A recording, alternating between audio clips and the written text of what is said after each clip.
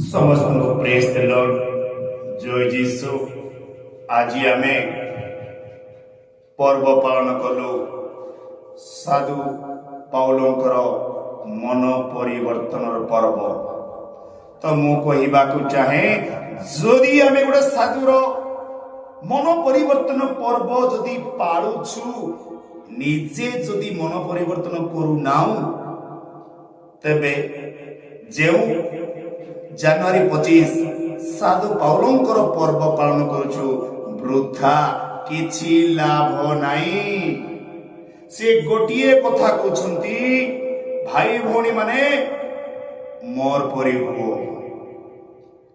ମୋର ପରି ହୁଅ। କାରଣ ମୁଁ ଆଗରେ ହତ୍ୟାକାରୀ ଥିଲି, ଘୃଣାକାରୀ ଥିଲି। ଲୋକମାନଙ୍କୁ ଘର ପଶି ପଶି ବନ୍ଦିଶାଳରେ କାରାଗାରରେ ନିକ୍ଷେପ କରୁଥିଲି। ତାଙ୍କ ଜୀବନରେ ପ୍ରଭୁଙ୍କର ଆହ୍ୱାନ ହେଲା ସ୍ୱର୍ଗରୁ। ସେ ଖ୍ରୀଷ୍ଟିଆନ ଲୋକମାନଙ୍କୁ ତାଡ଼ନା କରିବା ପାଇଁ, ମାରିବା ପାଇଁ ସେ ଘୋଡ଼ାରେ ଯାଉଥିଲେ।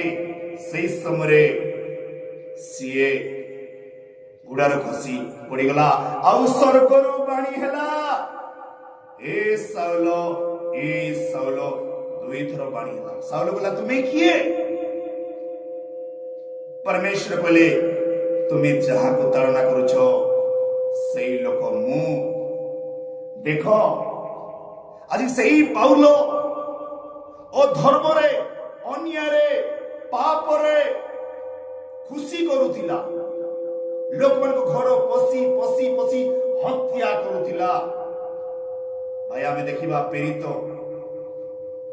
8 ଅଧ୍ୟାୟରେ ଦେଖିବା ଆମେ 1, 2, 3, ଯେପରି ସ୍ତେଫାନଙ୍କ ସମାଧି ସମୟରେ ମଧ୍ୟ ସେ ଘର ପଶି ପଶି ଲୋକମାନଙ୍କୁ କାରାଗାର ନିକ୍ଷେପ। ସେଇ ବ୍ୟକ୍ତିଙ୍କର ପର୍ବ ପାଳନ କରିବାର ଅଛି। ତା ପୂର୍ବରୁ ଆମେ ଭାବିବାର ଅଛି, ଆମେ ତାପରି ହେବାର ଅଛି। ଯଦି ସେଇ ବର୍ଷ ଧରି ଆମେ ଯଦି ସେଇ ପର୍ବ ପାଳନ କରୁଛୁ, ଜୀବନରେ ଯଦି ମନ ପରିବର୍ତ୍ତନ କରିନାଉ, ତେବେ କିଛି ଲାଭ ନାହିଁ, କିଛି ଲାଭ ନାହିଁ। ସେ ଗାଲାତୀୟ 4 ଅଧ୍ୟାୟ ତାର 10 ପଦ କହୁଛି, ତୁମେ ବର୍ଷ ମାସ ଦିନ ବର୍ଷ ପର୍ବ ପାଳନ କରିଥାଅ, କିନ୍ତୁ କାହିଁ ପରିବର୍ତ୍ତନ କାହିଁ?